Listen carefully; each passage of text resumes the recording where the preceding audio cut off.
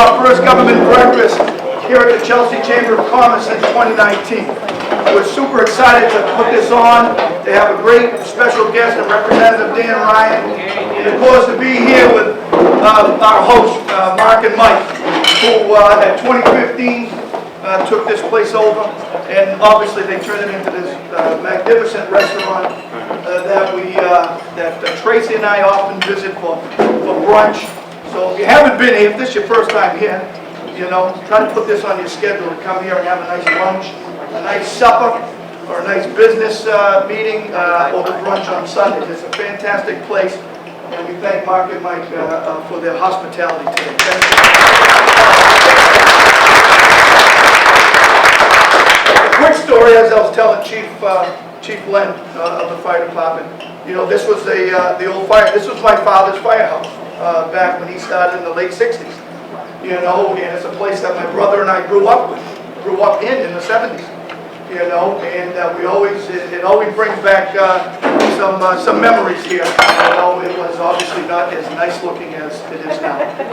You know, but we would always in the back there where that pole is, that's where the fire pole would be, and my brother and I and other family members of firefighters would often be seen wrestling on the fire trucks, coming down the pole, and it was always a great family atmosphere at the Chelsea Fire Department. So, you know, it's good to be back here.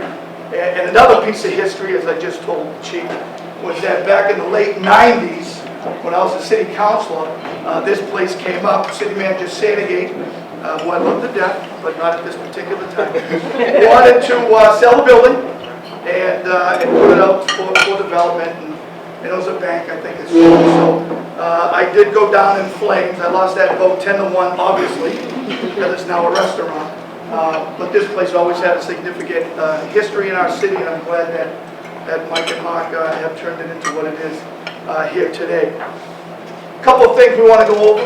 One is you'll see our Vice President Sue Gallant, that is chairperson of the Pot of Gold, and her co-chairperson Renee Queso.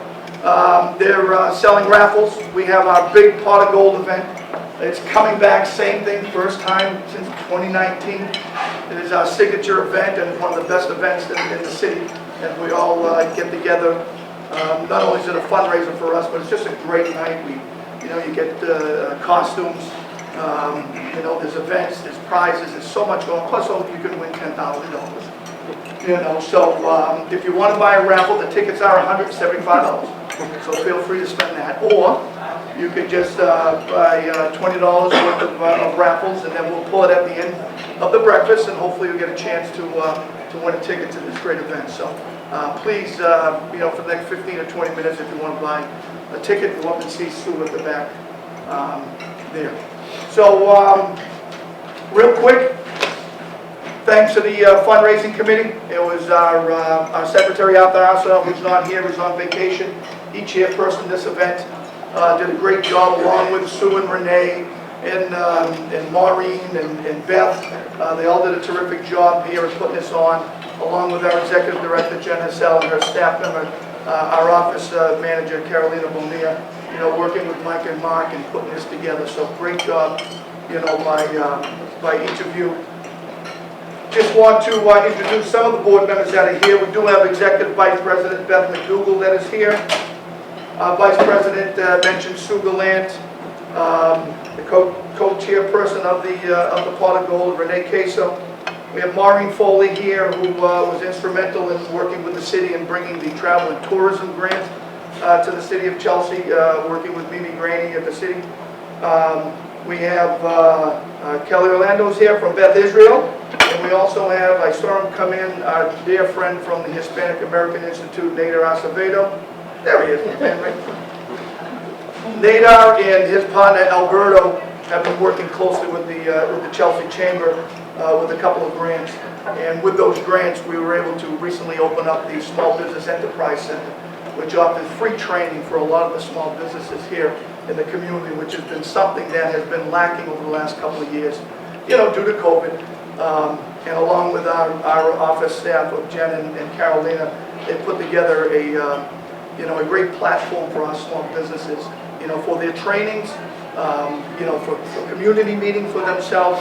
It really is, we had our former city councilor and undersecretary at the Department of Housing and Community Development, Juan Vega, come into the chamber office and kind of kick off the Small Business Enterprise Center. So it really was a terrific event. So thank you, Nader, and your partner Alberto for that. We still have a lot of work to do. So, but thank you.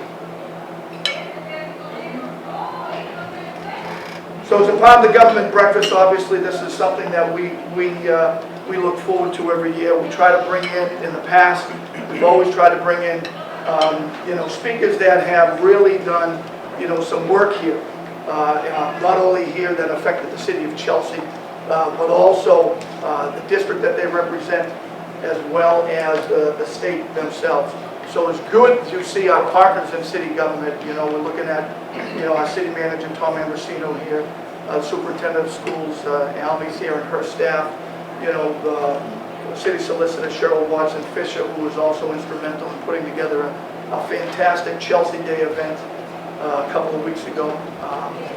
You know, and of course they're all floating around. We have our dear friend who's leaving us, but he's done a tremendous job over the last 30 years as a police officer, and the last 15 or so as our chief of police. And he has one little hurdle. As long as he doesn't interview, the government doesn't interview any of us, I think, Brian. But hopefully the next U.S. Marshal for the state of Massachusetts, our Chief Brian Kai. It's great to see him here.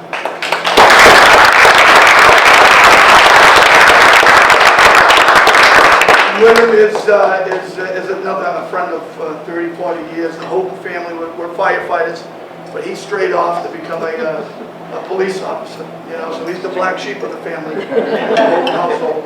But the city manager announced recently that Keith will be, once everything is finalized, so fingers crossed that Keith is the next chief of police here in the city of Chelsea. And we're not only at the Chelsea Housing Authority where I'm from, but also the Chelsea Chamber. We're ecstatic that Keith is our next chief of police. So,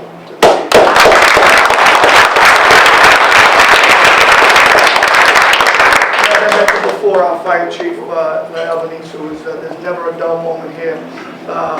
You know, the last 6 months were very trying time for our fire department. We all know our history here in Chelsea. You know, and we had multiple fires that left over 100 homeless, but that Chelsea Fire Department was right there. They knocked fires down that could have knocked down city blocks. They did a great job. They kept all their men healthy, all of the unfortunate family members healthy, and then they worked with their families and making sure, because again, in housing, you know, we have an emergency application process, and how do we process it is that we need that fire report as soon as possible, you know, so that we can help process that application and get these, you know, these victims on our waiting list and get them housed. And we've already housed, I think, 3 of them. But that's a great job by the chief and his fire prevention staff over there. So good to see you, Chief, and thank you. We also have, we look at, to my right is a former board member, president, MC, everything here at the Chamber and Rotary, but our former emergency management director as well. He's over at Melrose right now. Alan, I got to say, Alan I. Alpert, so I don't want to get yelled at, so good to see you, Alan. And I always say, you know, they do a study every time, and it's a poll that of the best employee in the city of Chelsea. And it's always around the time that we have an event. And once again, the winner is the Director of Elder Services. So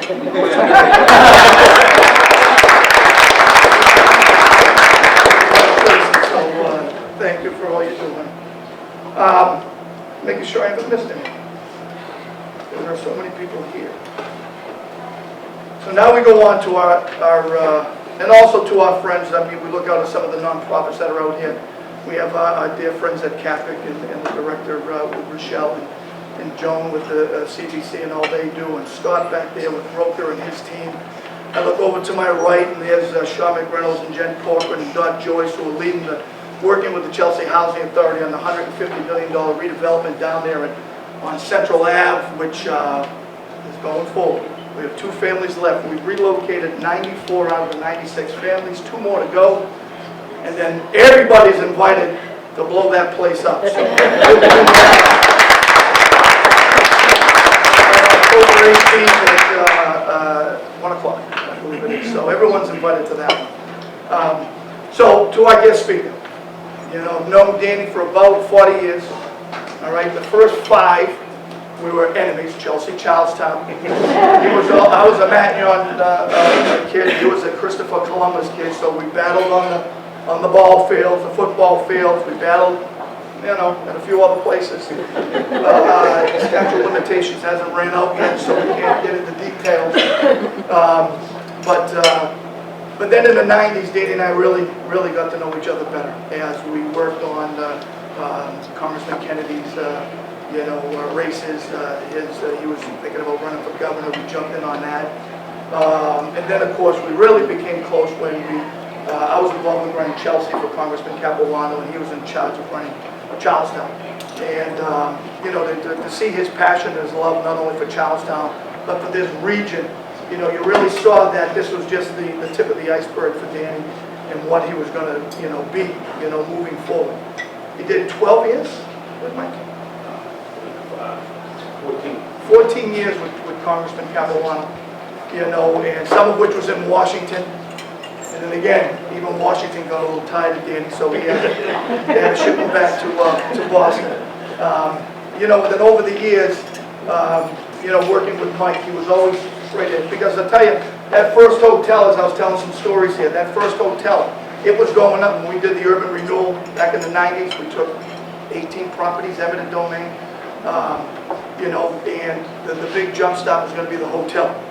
And then the hotel, the recession, the market started dropping, and it was Congressman Capuano with Danny coordinating, was able to get Jay and Guy Sandegate, were able to get a bank to finance to get that deal done.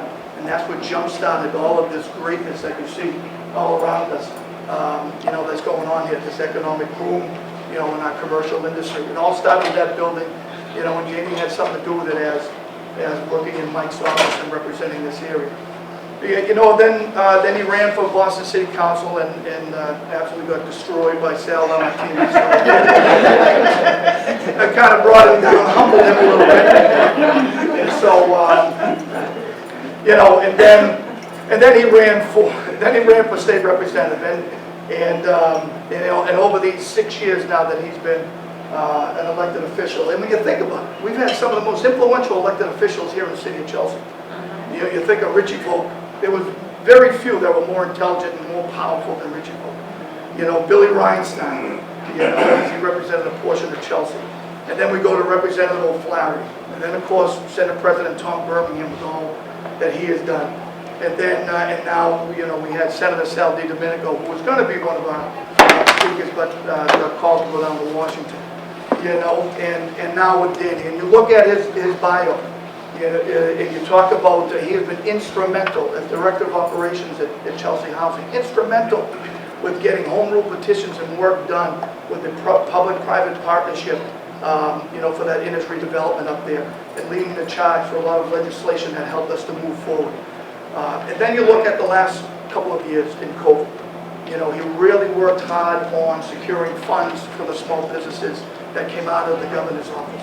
He really worked hard on the new election laws, and he'll get into some of that. When we think of how afraid everybody was to go vote, to go in a big place, to sit in a booth, to touch something, all of those things. So everyone was talking about how the fear was that we were not going to get people to show up to elections. You know, and Danny, as the chairperson of the election laws, you know, spearheaded a lot of these initiatives. You know, and that is why we are here today. You know, and we feel good. We had a great turnout in September. I look over to my right and I see, you know, City Councilor Todd Taylor, who's a candidate for state representative. We had a massive turnout in our September election. So encouraged. A lot had to do with Dan Ryan and some of the things he pushed up there at the State House. So, I'm done. I'm going to bring up our dear friend. He will be available for questions after. No one leave, because we're going to pull at 9 o'clock you know, the pot of gold raffle. So without further ado, my good friend, Representative Ryan.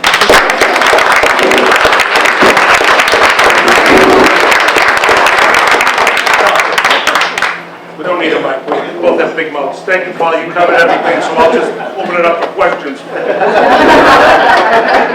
That Columbus Matignon thing wasn't much of a rivalry.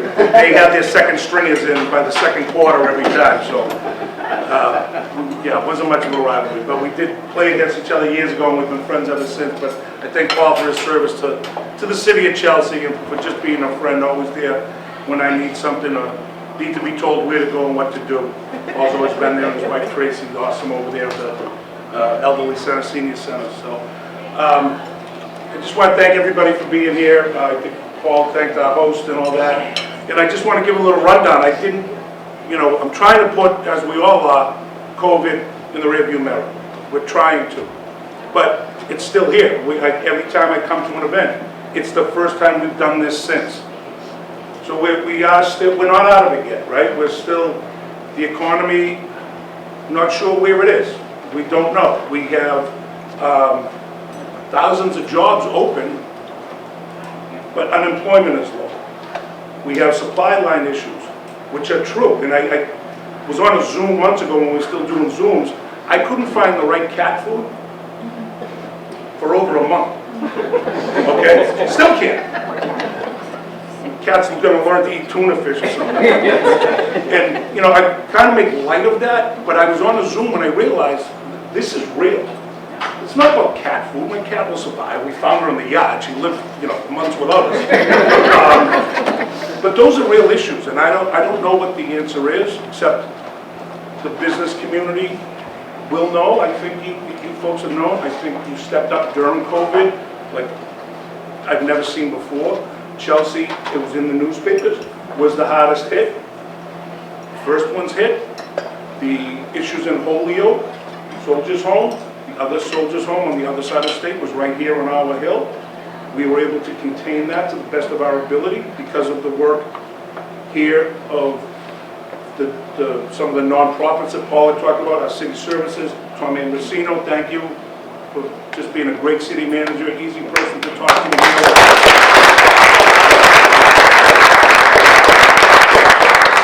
And our first responders, our emergency personnel. My dad was also a firefighter, so this kind of place brings back memories for me too, even though he didn't serve here, he served over in Boston, but fought a few fires in Chelsea.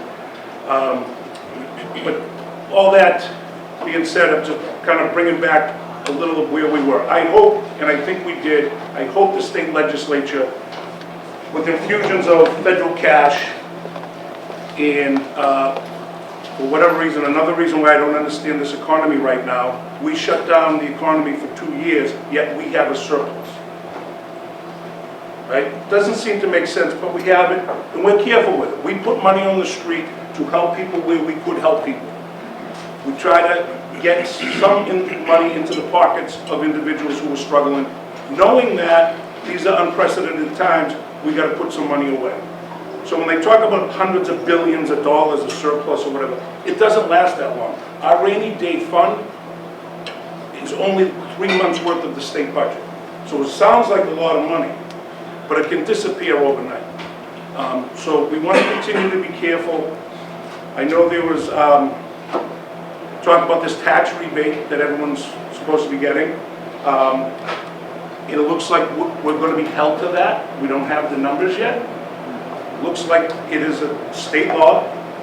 It's an arcane state law because our tax code, both federally and statewide, has changed so much since 1986 that will have to be revisited.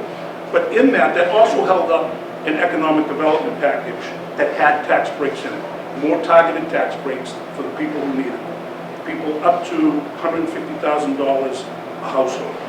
So they're getting no more from this tax break that Governor Baker funded. They're just going to get the same tax break that the richest people in the Commonwealth are getting. That with an orange line that was shut down, red line, no, which one shut down? Green line? Green line? Green line shut down. So when you think of the $400 or $500 in your pocket, for those who need it, absolutely, I could use it. But then we also have to look at how do we keep our economy going? What do we do when that tax break is spent? How do we get our infrastructure back up and running? So it becomes one of those debates that we don't actually have here a lot in Massachusetts, because I think even our Republican governor is pretty good at spending taxpayer dollars, and we can work with him, and have been able to work with him. But it really becomes an issue of how much little money in the pocket helps, or do you help the big picture, and how does it benefit? And I really don't know the answers to that, other than we are going to go back and take a look at that economic development bill. I assume we're going to pull the tax cuts out, but we're going to put that back on the table at some point, because there was a lot of good infrastructure money in there for our hospitals that lost so much money during COVID. There was money for Affordable Housing Trust Fund. Like I said, the targeted tax rebates for people who need them. There was an increase in the child tax care credit for poor working families. So that needs to get back on the table. That's the one piece of unfinished business that we have left over from last session, the session that ended at 10 in the morning.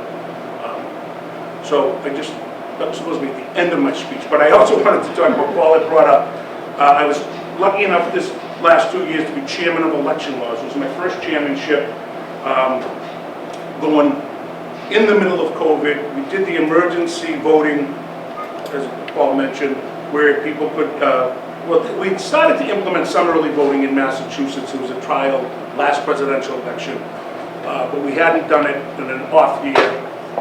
We hadn't done it permanently.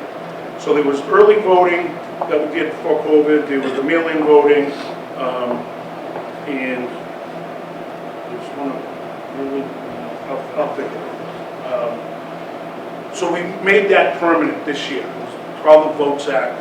A lot of people, especially before we did it during COVID, especially incumbents, right? When you went under one set of rules, why change them, right? Why change the rules you've already been successful at? So people were afraid of it.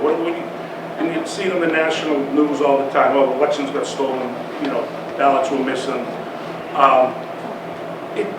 It gave people options. It did turn up to 2020 in the middle of COVID was the highest turnout we've had in our state's history. It was high again this year in September. It was down a little bit, but not, from 2020 it was down a little bit, but it was still very high. And I have to look at it, and if you still want to vote on election day, I'm old school, I'm old fashioned. I like to go see the ladies that are sitting there behind the thing that you only see once a year, right? Bring in a slice of pizza or some coffee. Like, I enjoy election day. It's so people that want to vote the old-fashioned way can still go and vote. But I also think it's important that the more people that cast a ballot, I really truly believe, and it doesn't matter if more people think it helps the Democrats or more people helps the Republicans, the more people that vote, the easier it is for us to run our government. I truly believe that, because when you just leave, especially primaries, when you just leave it to the people that are motivated, for whatever reason they're motivated, you get to the morass that we're at right now nationally, in our national elections.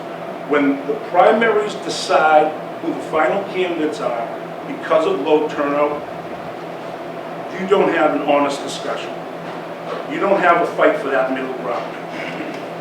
You just go into November already decided. And I think that's the most important thing I can take away from passing the Votes Act and all the different details that come with it. We are going to see better elections, better candidates, higher turnout, and I honestly believe it will help our democracy move forward. And I hope other states follow our lead, because right now we are the leader in ballot access, leader in nationally, leader in safe, efficient, and accessible ballots across the country. So I hope we continue to be there, and I hope we continue to set a model for the rest of the country to follow. Did want to mention the industry departments also on the election law stuff. I wrote Paul 5 things I thought we should say. I'm doing them backwards. In that also what happened this year, every 10 years, we do redistricting. So I've been representing Chelsea now for 8 years. It has been, as people like to say in politics, a Chelsea seat. It was Richie Vogt, Gino Flaherty, both from Chelsea, and then myself. Charlestown hadn't had an elected official before I got elected for over 40 years. It was Jimmy Collins, Nick Collins, who's a senator out of South Boston, his dad was a state rep. Richie both beat him when this seat was created. With the redistricting and with the need for Chelsea to have a promise of a continued voice, they redistricted me out of Chelsea. Also because of, statistically, when you have a majority minority population, you have to give them, by law, the best chance of winning a seat in pretty much being represented. So with all that, it's bittersweet for me that this will probably be one of my last speeches as the representative representing Chelsea, because we have so many long-standing friendships. I used to work with the Charlestown Boys and Girls Club. When the Chelsea Club was being built, the kids from Chelsea, they were in the housing projects, operating out of the basement. It is. And that was Ennis, right? And they would come over to the Boys and Girls Club in Charlestown to use our swimming pool, our basketball courts. That's how I got to know Josh Kraft, was through his work at the Boys and Girls Club. So those are long-term relationships that I think back, and I don't want to leave that behind, but there's still work to be done here. And whoever comes in to replace me, I'll still be the representative. I'll just be representing Charlestown, Cambridge, Pizzas of Everett, in Fenway Park, if anyone wants to come to our first picture at Fenway Park. But I am committed, and so is Jessica Giannino. We are committed to taking under our wings whoever it is comes in from Chelsea, and I know Todd's here, candidate. Thank you for putting your name on that, Todd. Appreciate it. In making sure we finish the work that's been going on here in Chelsea, which I think has been tremendous work. As you know, I just happen to be on the other end of the phone when I get a phone call from Chelsea, but the work's mostly already been done. In the industry housing, the home rule petition, that was a lot of work getting it through the system. There was some things, you know, people question that stuff. There was some precedent-setting things in that bill in terms of using public-private partnership mixed use. So it was not a traditional, usually when you do a home rule, you usually name it a park or something after somebody, you know, there's not as much scrutiny to it. But it was a lot of work legislatively to get it done. So I just that point, that work will not stop because I'm leaving. Whoever comes in, we still have some home rules sitting up there that are going to have to be moved through, and the new Chelsea representative will have friends in the stands, I can guarantee you that. What else?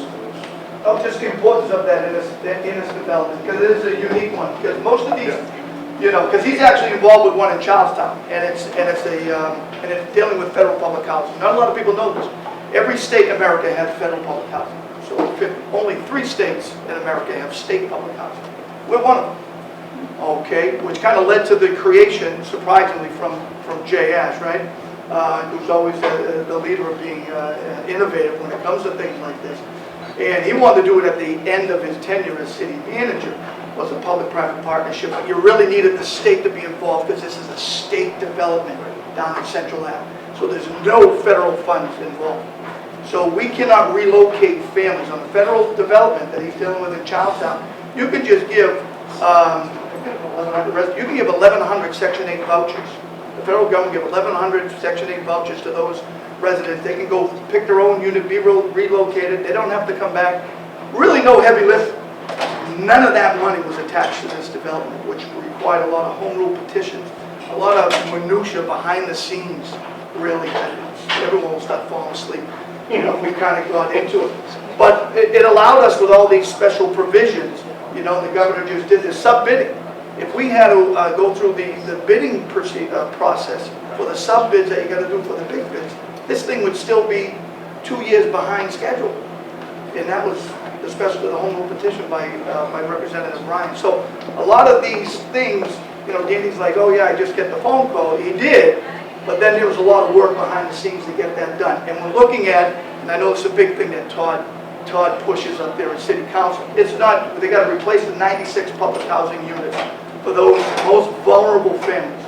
Because over 80% of our residents at Chelsea Housing are extremely low income. And then another 18% are very low, and then there's a small percentage that are just low.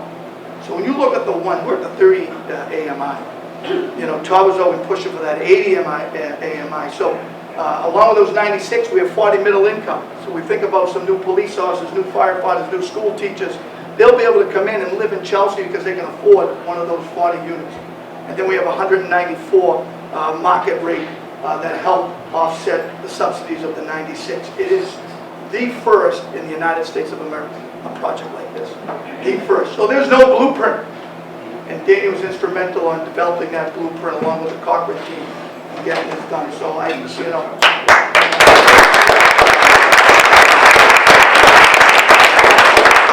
know what else is the fifth thing that was on our little notes, the Chelsea Soldiers Home. So that's just part of, in the 8 years since I've been representing Chelsea, and Jay Ash was the city manager at the time when we came in.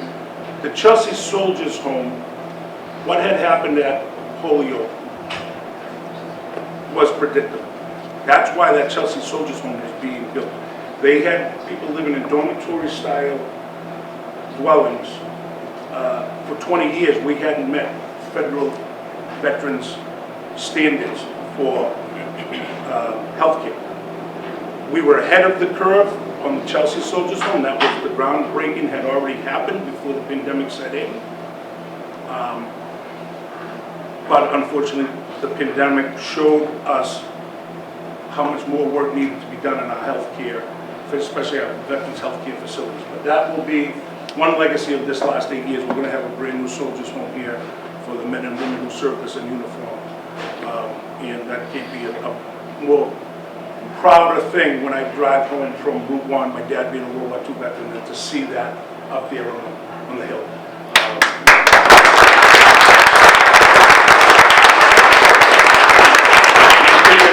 Just serving regionally the people we serve and the people that brings into the city, and also the jobs, the health care, and everything else. It's just it's truly what state government can do when we put our minds to it. And I think with that, questions? Did I miss anything? No, you did.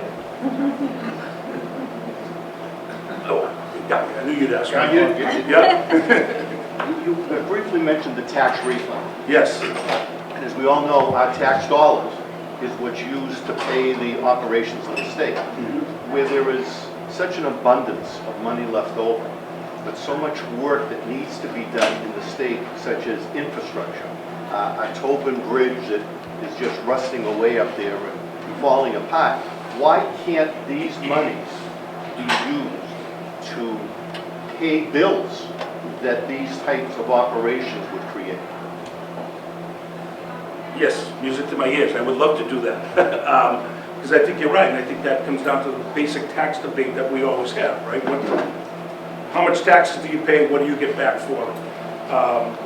And we'll see. They have the millionaires tax thing on the ballot this year. We'll see how the people of Massachusetts really think to see if that passes or not, right? I don't understand that, but I'm saying... So, you're right. So on this one, I'm going to get to answer your question. It is a state law right now. So we looked at it. We don't think we may not be given the whole, I forget the number. I don't know what's over there.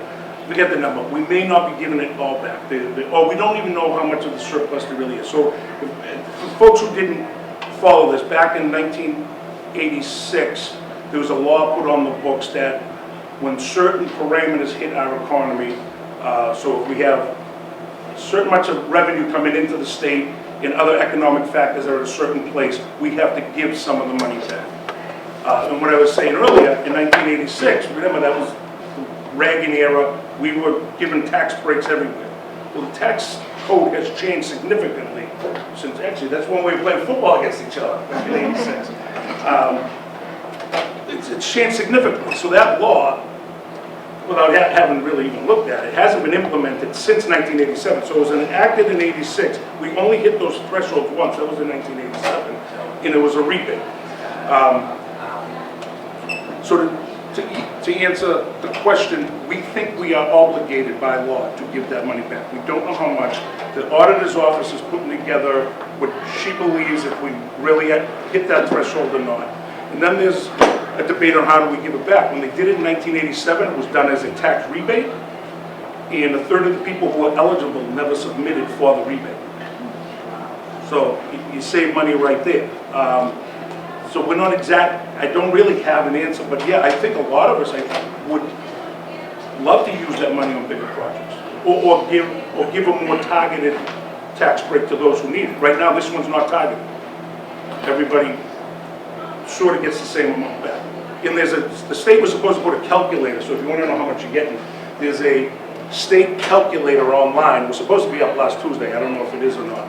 You can actually go in using last year's tax return and put your numbers in, and the website will tell you how much you're getting in a rebate. And then you know, make a decision for yourself. Is this money in my pocket worth not having money for a Tobin Bridge or an orange line or a green line? Did that answer?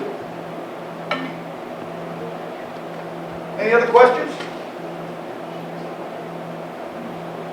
It's an easy problem. Did I run to sleep? Maybe I put you guys to sleep.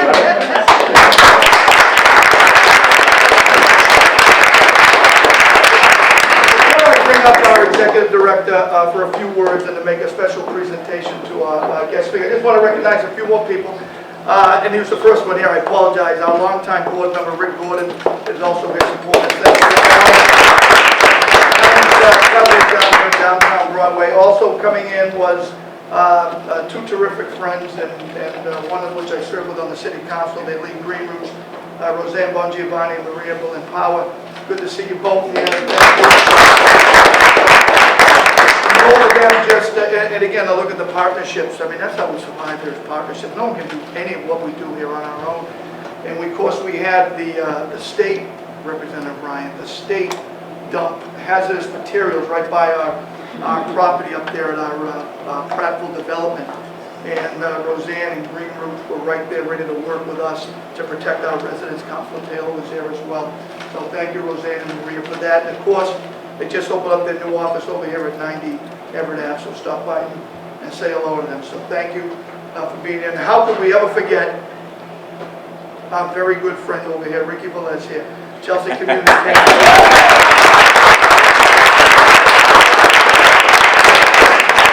No one better than Ricky and Paula. They do it. They're everywhere. You think they have a staff of about 100.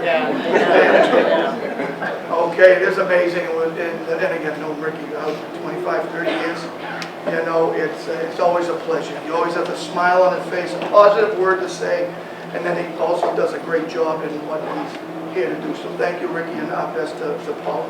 So now I want to, you know, all the things that we kind of talked about that are going on in the chamber. A lot of fun stuff, a lot of partnerships, a lot of trainings, a lot of classes.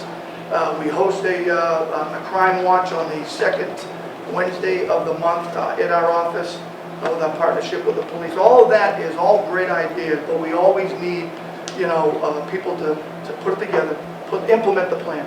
And we have two terrific people at the office, and our office manager, Carolina Bonilla, and our executive director, Jen. So Carolina is in the back. Great job, Carolina. Chelsea resident, okay, and and I saw Alice here, she is, and came to us through the Bunker Hill Community College intern program, you know, and now she is employed here at the Chelsea Chamber, so just a rising star here in the city of Chelsea.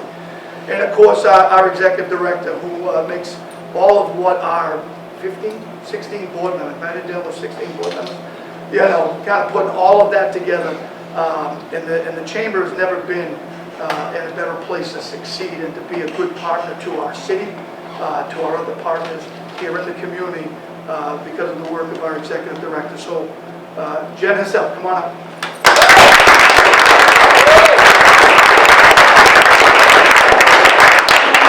First and foremost, I want to thank everyone for coming to the breakfast. Your support means everything. It's only been 7 months, but it's been a whirlwind.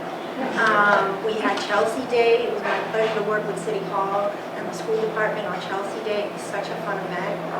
The police department and my favorite police puppy group come and visit us at every crime watch, so I truly appreciate the support there as well. Bunker Hill Community College, if it really wasn't for Carolina being there with me as my teammate, I don't know how we would really be able to succeed. So again, I just want to thank everyone for coming. The Hispanic American Institute has been a huge partner for us. We're offering all kinds of classes and courses, bilingual courses at the chamber. So please, I know the newsletter can get a little overwhelming and there's a lot of information, but there's some great information there that we share about some of our other organizations in the community, events that are coming up. things that we really need to support. Chelsea High School has a turkey trot coming up in November, and of course, we have the Infamous Pot of Gold that's coming back. So please, please do your best to try to support, because we're all here for the common goal, our passion and our love for Chelsea. So again, thank you so much for coming. And with that said, we just want to present our speaker with the Chelsea clock. Thank you so much.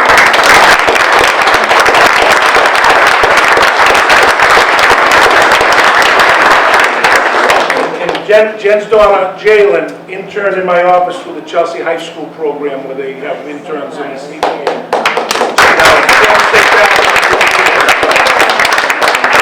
A great example of what Chelsea has to offer our children, our adults now. I do. I had the pleasure of meeting Dan when he was running the last campaign, and his family's amazing and awesome. And yes, my Jalen had the privilege of working for him, but a product of the community, born and raised in Chelsea, graduated from Chelsea High School, and for those Salem State alumni, graduated from Salem State, and thank you, and is now giving back to the community as well. Not so much in Chelsea, but in another community, and is just as driven and passionate. So again, thank you.